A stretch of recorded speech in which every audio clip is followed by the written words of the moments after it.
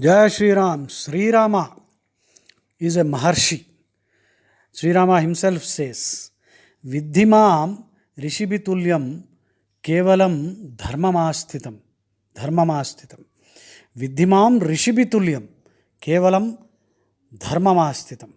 The word Rishi means a person who has reached the pinnacle of wisdom, the truth.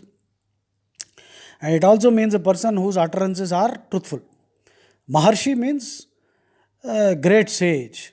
So Rama declares that he has no political motives or absolutely no parochial partisan intentions, no narrow-minded intentions.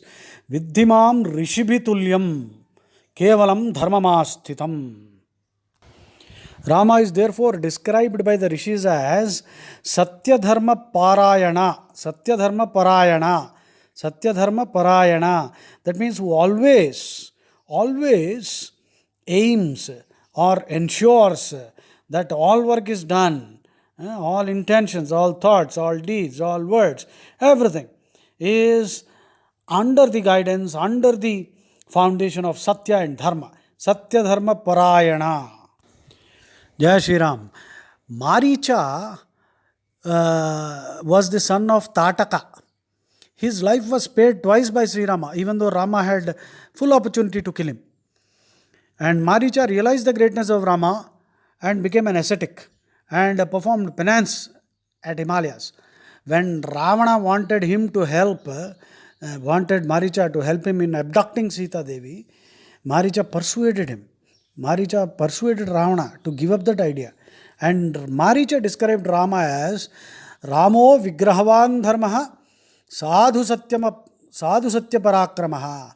Ramo Vigrahavan Dharmaha Sadhu Satya Parakramaha. Rama, Sri Rama is virtue incarnate, pious, and is of unfailing prowess.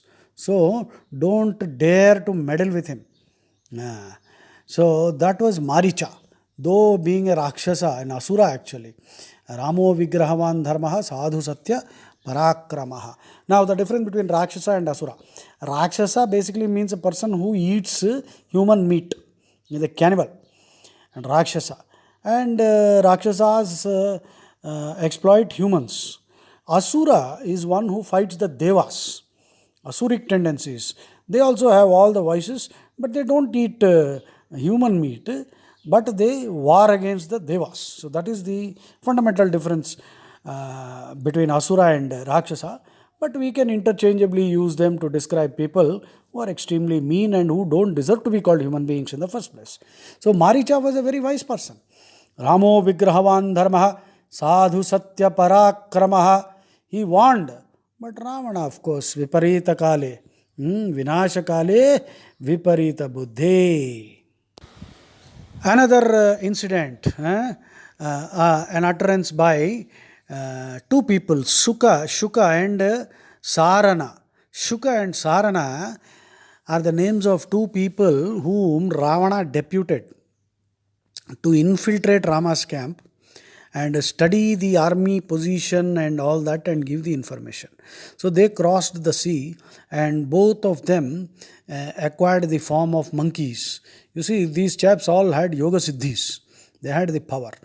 And they transformed themselves into Vanaras and began to examine the Rama's army and where the ammunition dump and where they were keeping the weapons, etc. So it was a reconnaissance mission.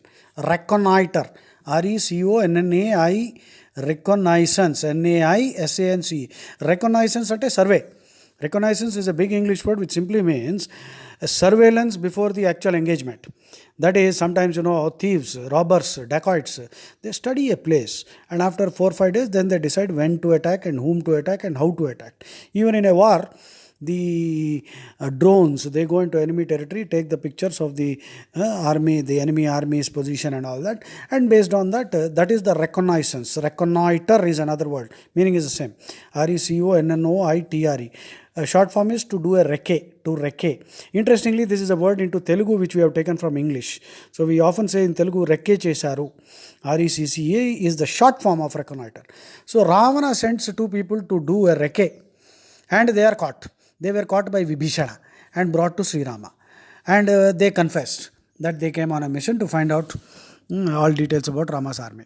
So Rama unchallengingly, very, very, very modestly said, he did not challenge their mission.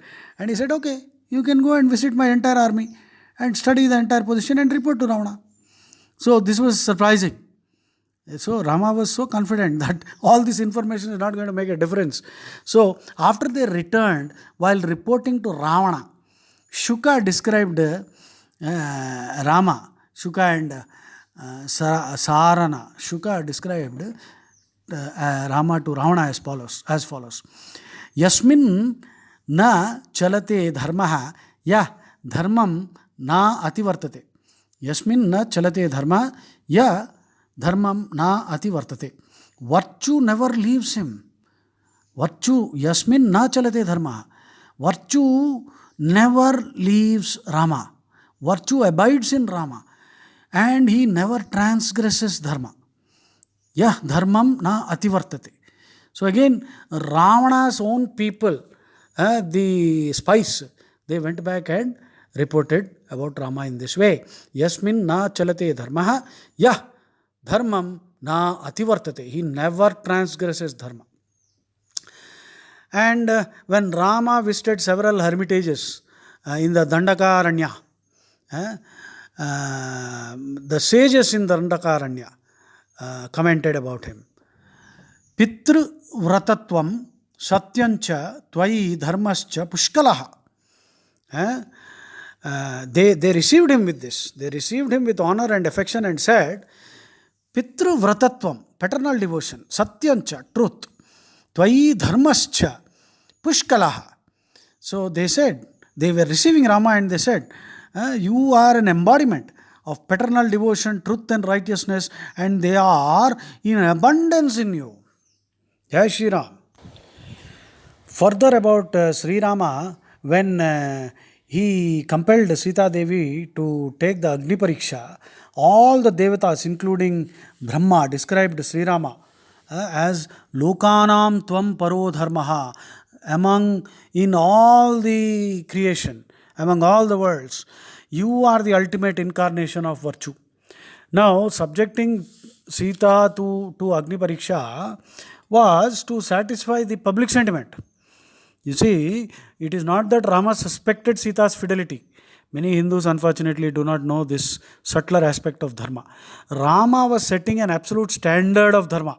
That means a political leader should be such, a political leader or any leader should be such that he should be above suspicion. Shakespeare, in Julius Caesar says, Caesar's wife should be above suspicion. Now, there is an interesting story connected with that. Julius Caesar was the dictator of Rome in 48 AD, some 4850 AD. And he married a lady who had a lover prior to her marriage, and that chap wanted to see this lady, and he gained access into the palace when some function was going on, and he was caught. So the matter became public that Caesar's wife's ex-lover came to see her. Now, Caesar knew very well that his wife was very loyal and faithful, and perhaps there was a lover prior to the marriage, but not after. But now that the issue became public and doubts crept into the minds of people that Caesar's wife was not faithful to Caesar. So immediately Caesar divorced his wife, though he knew very well that his wife was pure. She was chaste. C-H-A-S-T. Chaste means pure. Chastity. Chastity is sexual purity. Chaste also means chaste Hindi. Chaste Telugu means pure. So Caesar knew very well that his wife was chaste, but he divorced her. Why? Because he was setting a standard. That means if anyone wants to become a leader, he must aspire to live up to these nearly impossible standards. These are standards ordinary people cannot follow. But if you aspire to be a leader, you must observe this. So Rama was he was raising the bar. Unfortunately, today, leaders, you see, we have no respect for our leaders because 9 out of 10 seem to be crooks. So that was the reason. Not that he suspected Sita's fidelity. Sita was pure. Agni could not harm her. Anyway, So, this instance, though Rama loved Sita, Sita is actually the Shakti of Rama. Nevertheless, it is not two persons, they are one, they cannot be separated.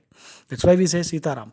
Nevertheless, to satisfy the public sentiment and eliminate the doubts that have crept into the minds of the people because of some fellow who said, whose wife went to live in her mother's place, and this fellow made a loose comment, don't think that I am like Rama, I'll accept you, I don't know what you were doing in your mother's place. So this is the problem in Kali Yuga. Not only Kali Yuga, it happened in Treta Yuga. That means the general people are so mean, they are very quick to pass judgment, especially on great personalities. So that is a sin, that's dangerous, don't do that.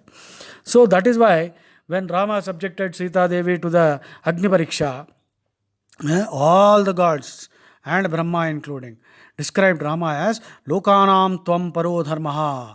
None can aspire to be your equal in dharma. So that is why Valmiki also describes him as Dharma Bhritam Varaha and Satya Bhritam Varaha, upholder of virtue and upholder of truth.